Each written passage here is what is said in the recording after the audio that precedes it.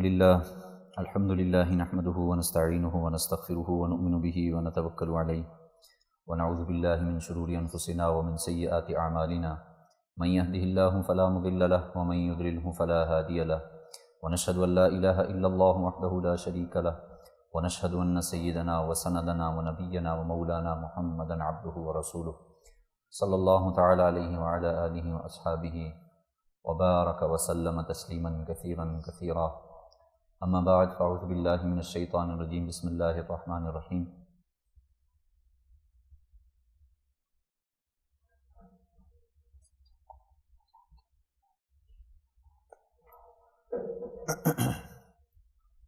ان اللہ یأمرکم ان تؤدوا الامانات الی اہلہا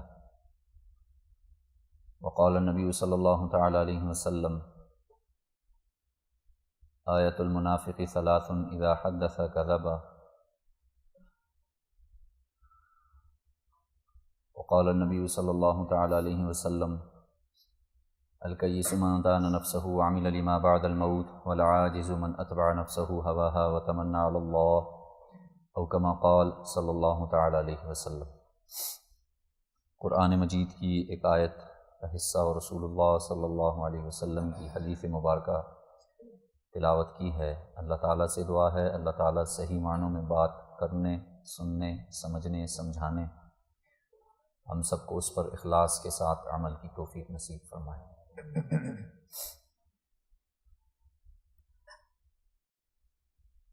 اللہ تعالیٰ کی بے شمار نعمتیں ہم لوگوں پر ہر آن ہر گھڑی برستی ہیں، موجود ہیں۔ اگر تو یہ نعمتیں اللہ کے حکم کے مطابق استعمال ہو رہی ہیں تو یہ نعمتیں ہمارے لیے سکون کا باعث ہیں، اور اگر یہ نعمتیں اللہ کے حکم کے خلاف ہو رہی ہیں تو پھر یہی نعمتیں، انہی میں سب کچھ موجودگی کے باوجود، اولاد بھی ہوگی، پیسہ بھی ہوگا، گھر والے بھی ہوں گے، گھر بھی ہوگا، جتنی بھی نعمتیں ہیں وہ ساری کی ساری نعمتیں ہونے کے باوجود بھی زندگی بے سکون والی گزرے گی، بے سکونی ہوگی زندگی۔ یہ نعمتیں اس وقت نعمتیں بنیں گی کہ جب یہ نعمتیں اللہ کے حکم کے مطابق ہوں۔ آج جس موضوع پر میں نے بات کرنی ہے وہ بہت اہم موضوع ہے آج کل کے حساب سے، سارے ہی ظاہر موضوع بہت اہم ہے، لیکن ایک عمومی فضا جو چل رہی ہے وہ یہ ہے کہ آپس میں ایک دوسرے پر جو اعتماد ہے وہ ختم ہوتا جا رہا ہے، اور یہ بہت بڑا یعنی ایک بہت نقصان والی بات ہے کہ ہم لوگوں کا آپس میں ایک دوسرے پر اعتماد کا اٹھ جانا۔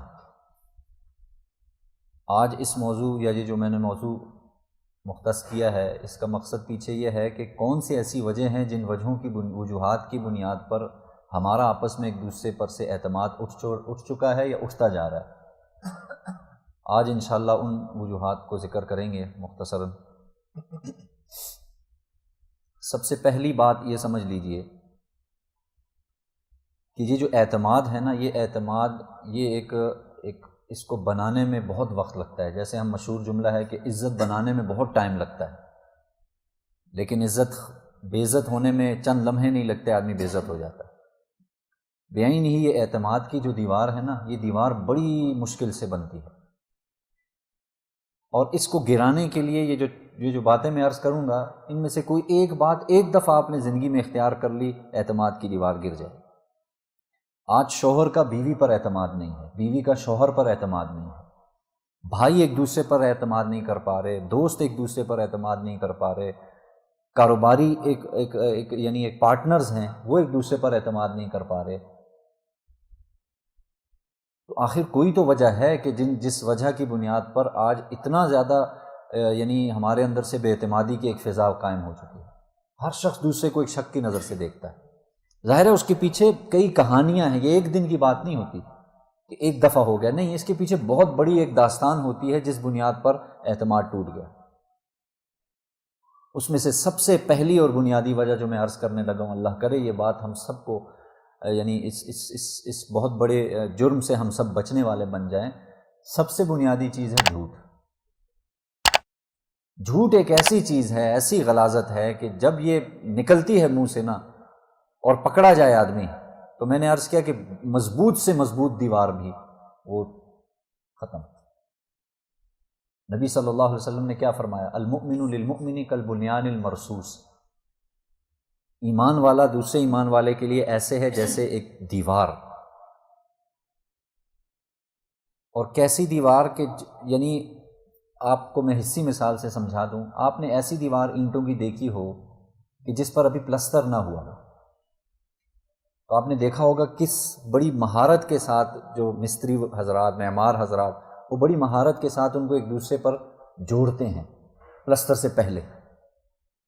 اس کو دیکھ کے پتہ چلتا ہے کہ یہ کوئی یعنی اتنی آسانی سے گرنے والی نہیں ہے، اس لیے کہ ہر اینٹ نے دوسری اینٹ کو پکڑا ہوا ہے۔ اور حدیث کے آپ صلی اللہ علیہ وسلم نے باقاعدہ انگلیوں کو انگلیوں میں ملایا کہ ایمان والا دوسرے کے لیے ایسے ہے۔ وہ ظاہر ہے تب ہوگا کہ جب معاشرے میں اعتماد ہوگا۔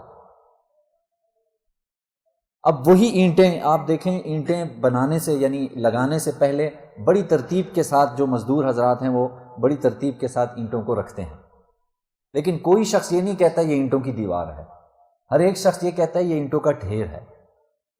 دیوار کب بنتی ہے؟ جب وہ ایک دوسرے کے ساتھ جڑتی ہیں، مضبوط ہوتی ہیں۔ ہمارے گھروں میں بھی اس وقت ماحول معاشرے میں یہ بن چکا ہے کہ ہم ڈھیر بن چکے ہیں، لوگوں کا ڈھیر ہے، عوام کا ڈھیر ہے۔ لوگ نہیں ہیں یہ، اس لیے کہ لوگ تو وہ تھے جو رسول اللہ صلی اللہ علیہ وسلم نے اپنے معاشرے میں تیار کیے تھے۔ آپ صلی اللہ علیہ وسلم صحابہ پر بے انتہا اعتماد تھا، اور صحابہ کا آپ پر بے انتہا اعتماد تھا۔ دو طرفہ کہانی چلی ہے۔ آپ صلی اللہ علیہ وسلم ایسا معاشرہ آپ نے تشکیل دیا، کیوں؟ اس معاشرے میں سب سے بنیادی چیز کیا تھی؟ آپ نے ان میں سے جھوٹ نکالا تھا۔ کچھ بھی ہو جائے، کچھ بھی ہو جائے، آپ صلی اللہ علیہ وسلم نے کیا فرمایا؟ مومن میں کوئی خصلت بھی پائی جا سکتی ہے، بری سے بری خصلت اس میں پائی جا سکتی ہے، دو خصلتیں ایسی ہیں جو ایمان والے میں جمع نہیں ہوتی۔ آپ نے فرمایا ایک جھوٹ اور ایک بددیانتی، خیانت۔ ایمان والے سے یہ کوسوں دور چیزیں ہیں، یہ کوئی یہ نہیں ہے کہ ایمان والا اس میں نہیں، یہ بہت دور ہے ایمان والے سے۔ اور آج ہم اپنے معاشرے میں، اپنے گھر میں دیکھیں ایک چھوٹا سا میں آپ کو تحقیقی بات بتانے لگا ہوں۔ اس وقت کئی ممالک، غیر مسلم ممالک ایسے ہیں جو یہ دعویٰ کرتے ہیں کہ بھائی ہم لوگ جھوٹ فری ملک ہیں، ہم لوگ جھوٹ نہیں بولتے، ہمارے بچے سے لے کر بوڑھے انسان تک، صدر وزیر اعظم تک کوئی شخص جھوٹ نہیں بولتا۔ وہ دعویٰ کر رہے ہیں بات۔ میں یہ نہیں کہہ رہا کہ وہ بہت بڑے بزرگ ہیں، یا میں آپ کو ترغیب دلا رہا ہوں، یا میں ان کے کوئی فضائل بیان کر رہا ہوں۔ میں آپ کو ایک بات سمجھا رہا ہوں کہ بھائی انہوں نے ایسا معاشرہ بنایا ہے، وہ جانتے ہیں یہ کتنی خطرناک چیز ہے۔ اب آپ کہیں گے جی ملک تو ٹھیک کرنا بہت مشکل ہے، ملک تو بہت بڑی بڑی باتیں ہیں، تو آپ اپنے چھوٹے سے یونٹ اپنے گھر سے دیکھیں نا۔ میں اپنے گھر سے دیکھوں، آپ اپنے گھر سے دیکھیں کہ ہم 6 افراد رہتے ہیں، تو 6 میں سے کوئی یہ دعویٰ کر سکتا ہے کہ جب سے 3 سال ہو گئے جی 3 سال سے ہمارے گھر میں کسی ایک نے بھی ایک جھوٹ نہیں بولا؟ وہ ملک ہو کے یہ دعویٰ کر رہے ہیں کہ ہمارے ملک میں بچے سے لے کر، دیکھو استثناء ہر جگہ ہوتا ہے۔ استثناء سے مراد کیا ہے؟ اکا دکا جھوٹ چلتا ہوگا، میں یہ نہیں کہتا کہ نہیں 100% وہ، لیکن میں آپ کو ایک تسلی دلا رہا ہوں کہ بھائی ہم بھی کر سکتے ہیں یہ چیز۔ اور کہاں سے شروع کر سکتے ہیں؟ اپنے گھر سے۔ آج میں یہ دعویٰ نہیں کر سکتا، نہ آپ یہ کر سکتے ہیں کہ بھائی 3 سال چھوڑو، 6 مہینے بھی چھوڑو، جنوری کا پورا مہینہ ہمارے گھر میں ایسا گزرا ہے کہ جھوٹ نہیں چلا، کسی نے جھوٹ نہیں بولا۔ کیا ہوگا؟ پورا مہینہ ہو گیا، بائک کو دیکھیں ٹھیک، پورا مہینہ ہو گیا ہے کہ ہمارے گھر میں کسی نے جھوٹ نہیں بولا، کوئی یہ دعویٰ نہیں کر سکتا،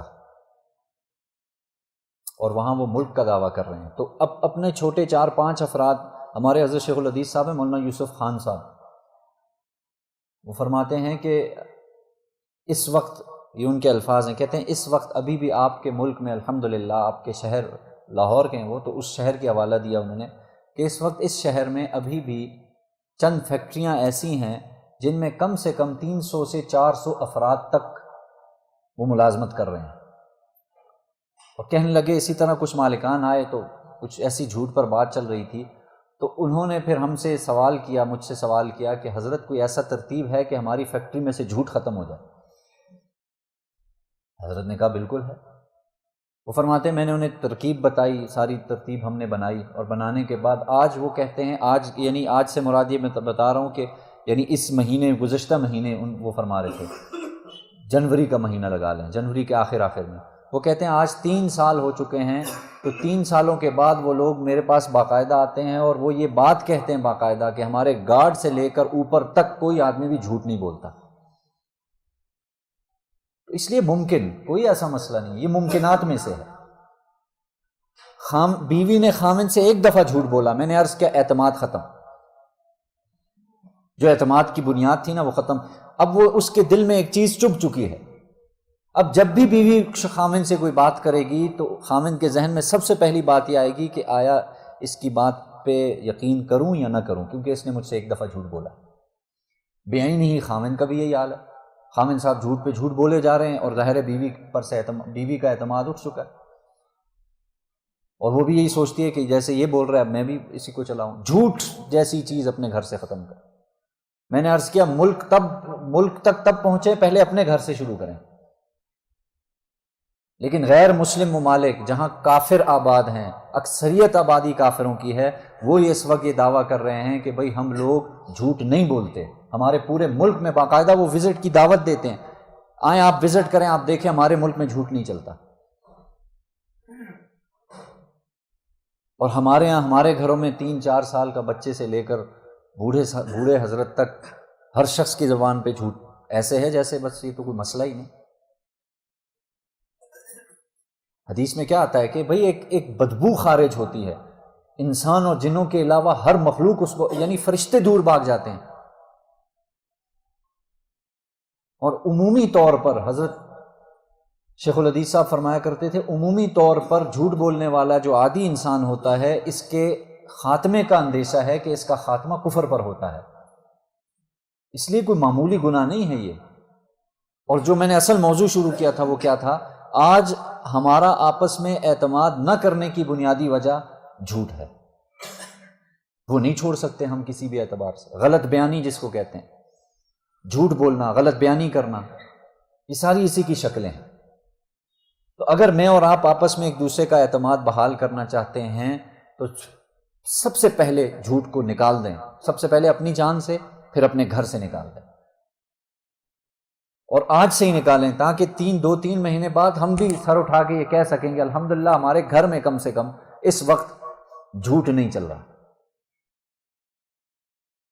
وہ جو 300-400 افراد کی جو فیکٹریوں کے مالکان ہیں نا، جو 2-3 مالکان ہیں، انہوں نے ظاہر ہے پھر جزا اور سزا کا ایک کانسیپٹ رکھا کہ جس کا جھوٹ پکڑا گیا اس کے ساتھ یہ معاملہ ہوگا، جس کا جھوٹ پکڑا گیا اس کا انکریمنٹ نہیں لگے گا، جس کا جھوٹ پکڑا گیا اس کو یہ، یعنی جو مراد وہ دے رہے تھے وہ لیتے گئے۔ تو اس کے بغیر تو ظاہر ہے ممکن نہیں ہے، جزا و سزا کا تصور تو بہت اہم ہے۔ تو الحمدللہ آج وہ کہہ رہے ہیں کہ بھئی 3 سال ہو گئے کہ 3 سالوں میں ہمارے اس ادارے میں ایک شخص بھی ایسا نہیں ہے جو جھوٹ بولے۔ تو ہم کہاں بیٹھ کے دعوے کر رہے ہیں، کیا لان تان کر رہے ہیں۔ دوسری بنیادی چیز جو ہمارے معاشرے میں ہے، اور جو میرا اور آپ کا آپس میں جو اعتماد ٹوٹتا جا رہا ہے، ہم اعتماد نہیں کر پا رہے، بھروسہ نہیں کر پا رہے، بنیادی وجہ یہ ہے بددیانتی، امانت میں خیانت، چاہے وہ کسی اعتبار سے بھی ہو۔ ہم لوگوں میں یہ چیز ہے ہی نہیں کہ بھئی ہم کسی کی کوئی یعنی بددیانتی نہ ہو، جو ہے جیسے ہے ویسے ظاہر کیا جائے۔ لیکن پھر میں عرض کروں گا، آپ کہیں گے پھر وہ ان ملکوں کی، وہ ملک باقاعدہ دعویٰ کر رہے ہیں، وہ کہتے ہیں ہم ٹھیک ہے مسلمان نہیں ہیں، ہم کافر ملک ہیں، ہم مشرک ملک ہیں، ہمارا کوئی اسلام سے تعلق نہیں ہے، لیکن وہ بھی یہ جانتے ہیں کہ کامیاب معاشرہ تب بنے گا جب اس میں سے یہ چیزیں ختم ہوگی۔ تو وہ یہ دعویٰ کرتے ہیں کہ ہمارے ملک میں بددیانتی نہیں ہے۔ اللہ کے رسول صلی اللہ علیہ وسلم نے وہ معاشرہ دیا تھا، اور وہ جانتے ہیں کہ جتنی بھی یعنی انہیں پتہ ہے، وہ کوئی ایسے نہیں ہے کہ وہ بالکل ہماری طرح ہمیں پتہ ہی نہیں ہے کسی چیز کا، بس ہم کچھ واقعات کچھ چیزیں لے کے بیٹھ جاتے ہیں۔ اصل معاشرے ایسے بنتے ہیں، اور ایسی محنت آپ علیہ السلام نے گھر سے شروع کی، نہیں کرنے دیا آپ صلی اللہ علیہ وسلم نے کسی کو۔ جھوٹ، دھوکہ، یہ سب اس میں داخل ہے، فراڈ جسے ہم کہتے ہیں۔ ان ممالک کا باقاعدہ یہ ہے، ظاہر ہے انہوں نے ایسی سزائیں رکھی ہیں، ایسے جرمانے رکھے ہیں نا کہ ہم لوگ ہضم نہیں کر پائیں گے، توبہ نکالیں گے ہم لوگ، ہم کس ملک میں رہتے ہیں. کرنا پڑا انہیں ایسا، انہیں پتا تھا کہ اگر ہم نہیں کریں گے تو چاہے ادویات ہوں، چاہے کوئی دودھ ہو، چاہے کچھ بھی ہو، وہ ہر چیز واضح ہے. اگر کوئی پکڑا گیا اور اس نے ایک چیز لکھی ہوئی اور وہ اس میں نہ ہوئی تو انہیں پتا ہے کہ بھئی شاید اس کے بعد ہم دوبارہ کمائی کے لائق نہ رہیں. یہ حالات وہاں پہنچے ہیں. اور ہمارے ہاں صرف چند ٹکوں کی خاطر، چند روپوں کی خاطر ہم لوگ کہاں سے کہاں قسم قرآن تک پہنچ جاتے ہیں. نہیں جی یہ تو ہے ہی ایسا، یہ تو اس میں یہ چیزیں بھی ہیں، اس میں یعنی چند پیسوں کی وجہ سے جھوٹ پر اتر آتے ہیں ہم لوگ، بددیانتی پر اتر آتے ہیں. حالانکہ اللہ کے رسول صلی اللہ علیہ وسلم، دیکھو ایک مختصراً عرض کر رہا ہوں، واقعہ عرض کر رہا ہوں.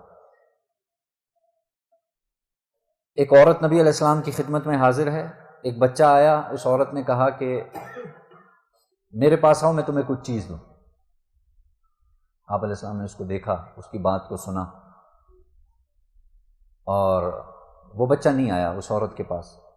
آپ علیہ السلام نے اس عورت سے پوچھا تمہارے پاس کچھ چیز تھی اس کو دینے کے لیے؟ اس عورت نے کہا اللہ کے رسول میرے ذہن میں تھا کہ میں اسے یہ کھجور دوں گی. آپ علیہ السلام نے فرمایا اگر تمہارے پاس کچھ بھی نہ ہوتا اور تم نے بچے کو بلایا اپنے پاس تو یاد رکھو تمہارے نامہ اعمال میں ایک گناہ جھوٹ کا لکھا جاتا ہے. فوراً وہی تربیت کر دی آپ علیہ السلام نے.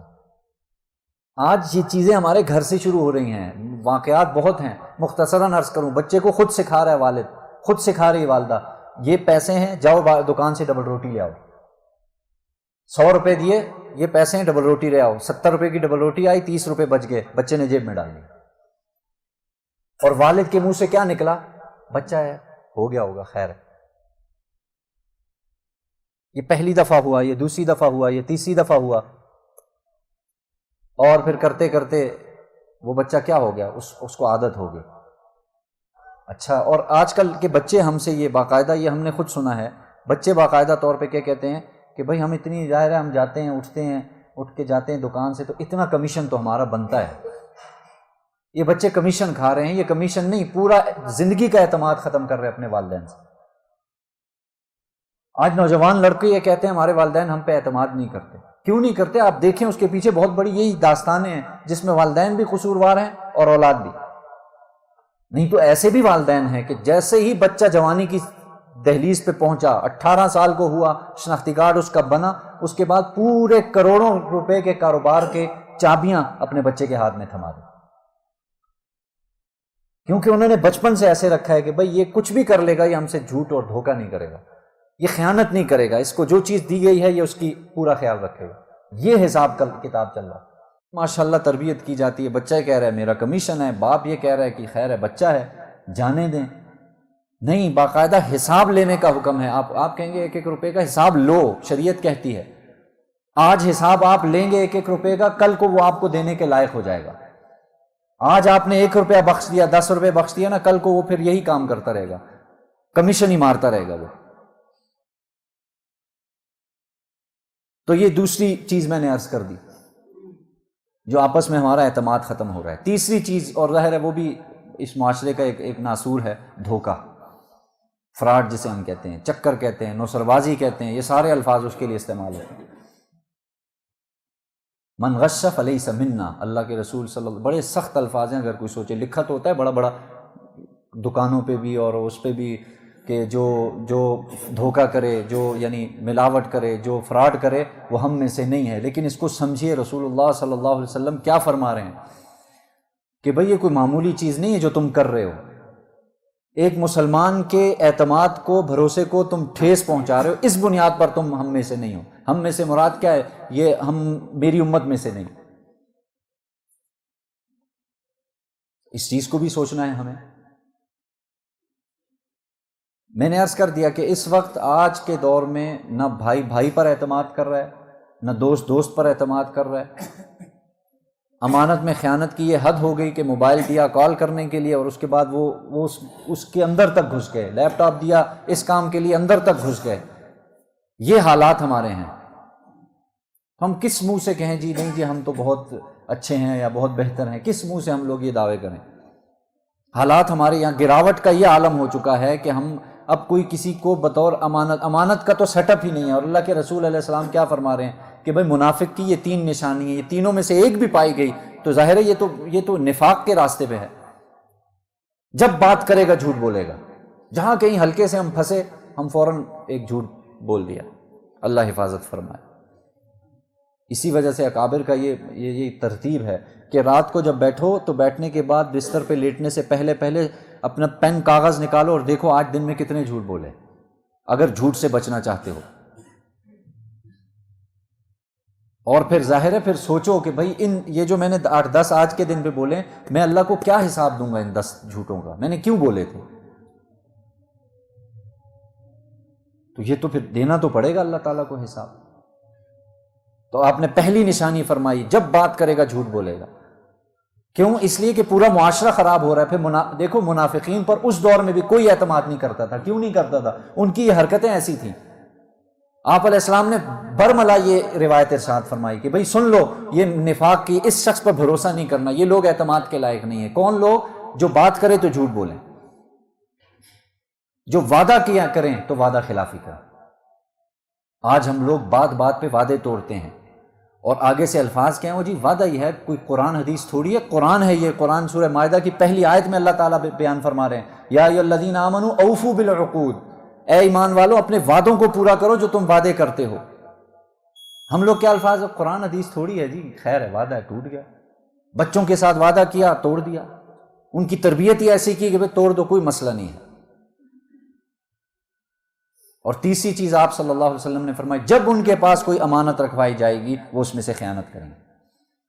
آپ کو مثال یہ نہیں ہے کہ آپ کو پیسے دیے، پیسوں میں سے ایک خط دیا کہ یہ خط فلاں تک پہنچا دینا،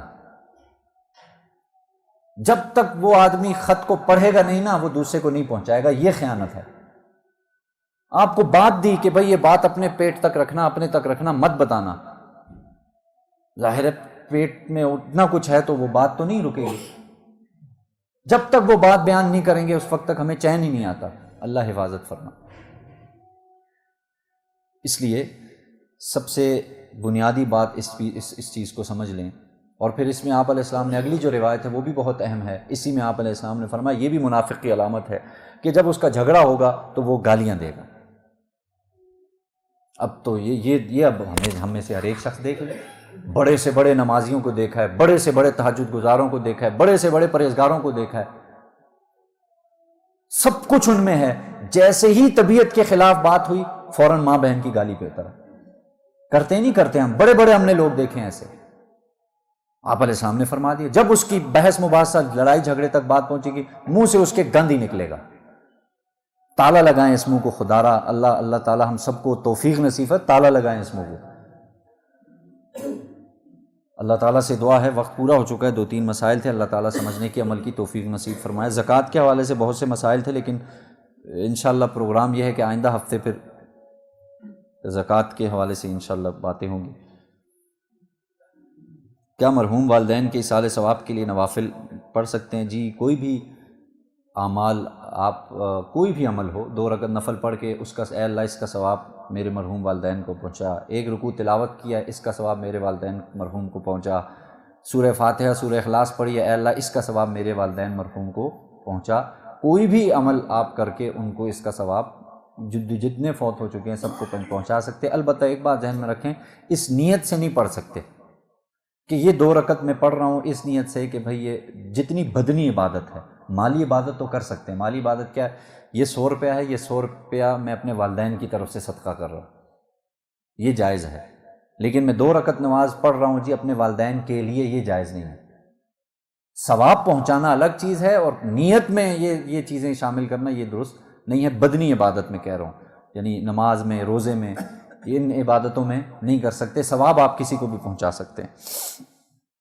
دستانے وغیرہ پہن کر نماز پڑھنے کا حکم بالکل پڑھ سکتے ہیں، دستانے وغیرہ پہن کر، سردی ہے تو کوئی آدمی نماز پڑھنا چاہے تو پڑھ سکتا ہے۔ اللہ تعالیٰ سے دعا ہے اللہ تعالیٰ سمجھنے کی عمل کی توفیق نصیب فرمائے۔